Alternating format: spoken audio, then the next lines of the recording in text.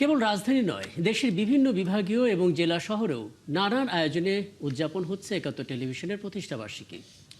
এসব আয়োজনের মধ্যে রয়েছে আলোচনা সভা, কেক কাটা, সাংস্কৃতিক অনুষ্ঠান সহ বিভিন্ন আনন্দ অনুষ্ঠান। সহকর্মীদের তথ্য ও ছবিতে জানাতে চাই বিস্তারিতটা। হবিগঞ্জ প্রেস ক্লাবে কেক কেটে ৭১ টিভির প্রতিষ্ঠাবার্ষিকী উদযাপন হয়। অনুষ্ঠানে প্রধান অতিথি ছিলেন জেলা মুক্তিযোদ্ধা সংসদ কমান্ডের কমান্ডার বীর মুক্তিযোদ্ধা গোলাম মোস্তফা রফিক। অন্যান্যদের মধ্যে উপস্থিত ছিলেন হবিগঞ্জ প্রেস ক্লাবের প্রতিষ্ঠাতা সভাপতি, সাধারণ সম্পাদক সহ জেলার বিভিন্ন গণমাধ্যমের সাংবাদিকেরা।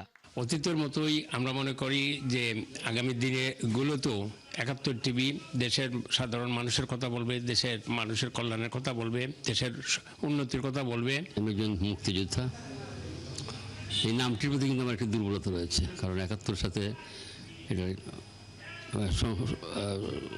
মিল রয়েছে। আনন্দ ঘন পরিবেশে রাজবাড়িতে ৭১ টিভির জন্মদিন উদযাপন হয়েছে। ১৪ পেরিয়ে ১৫ বছরে পদার্পণ উপলক্ষে শনিবার রাত ১২টা ১ মিনিটে ৭১ টিভির রাজবাড়ি কার্যালয়ে কেক কেটে জন্মদিনের শুভ সূচনা করেন জেলায় কর্মরত সাংবাদিকেরা। ভোলায় ব্যতিক্রমী আয়োজনের মধ্য দিয়ে ৭১ টেলিভিশনের প্রতিষ্ঠাবার্ষিকী উদযাপন হয়েছে। সকালে ইলিশা জেলেপাড়া মৎস্যঘাটে মেঘনা নদীর তীরে জেলেদের অংশগ্রহণে কেক কেটে দিবসটি উদযাপন হয়।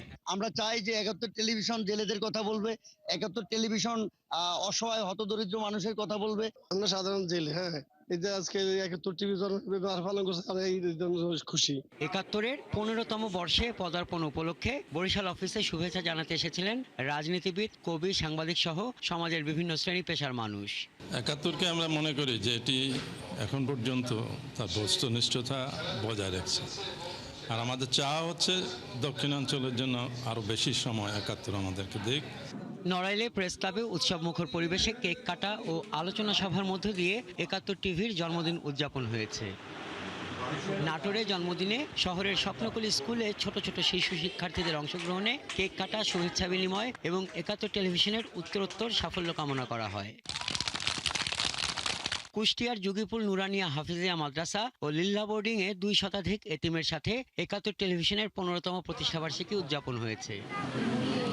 ৭১ টেলিভিশনের ১৫তম প্রতিষ্ঠাবার্ষিকী মেহেরপুর প্রেস ক্লাবে নানা আয়োজনের মধ্য দিয়ে উদযাপিত হয়েছে। খেলাযোগ, সংবাদযোগ এবং কিছু কিছু তাদের প্রোগ্রাম ছিল, যেটা কিন্তু বেশ জনপ্রিয় হয়েছিল, এখনও জনপ্রিয় আছে নিশ্চয়ই। তো আমি মনে করি যে ১৪ বছর পেরিয়ে এই ১৫তম বছরে এসে ৭১ টিভি তাদের যে উদ্দেশ্য, তাদের যে সংকল্প, সেক্ষেত্রে তারা সফল আমি মনে করি। চাঁদপুর প্রেস ক্লাব মিলনায়তনে কেক কাটা ও আলোচনা সভার মধ্য দিয়ে জন্মদিনের আনুষ্ঠানিকতা সম্পন্ন হয়। এতে রাজনৈতিক নেতৃবৃন্দ, সাংবাদিক ও সুশীল সমাজের প্রতিনিধিরা উপস্থিত ছিলেন। ঝিনাইদহে ৭১-এর জন্মদিনে প্রেস ক্লাবে আয়োজিত অনুষ্ঠানে বক্তারা বলেন, ৭১ মুক্তিযুদ্ধের চেতনা দেশের ভূখণ্ড ও স্বাধীনতাপ্রেমী মানুষের কথা বলে। ৭১ টিভি তার নিজস্ব চিন্তা চেতনার স্বাধীনতায় বিশ্বাস করে, পত্রপত্রিকা গণমাধ্যমকে স্বাধীন করে দেওয়ার নীতিতে তিনি বিশ্বাসী। সেই বিশ্বাসের জায়গা থেকে আমরা চাই সত্য এবং নিষ্ঠা এবং সঠিক সংবাদ পরিবেশন করুক, এইটি আমাদের প্রত্যাশা।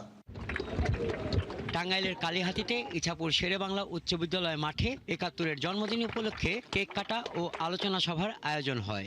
আমরা সবাই দেখি, এই চ্যানেলটা নিয়মিত দেখি, বস্তুনিষ্ঠ সংবাদ পরিবেশন করে।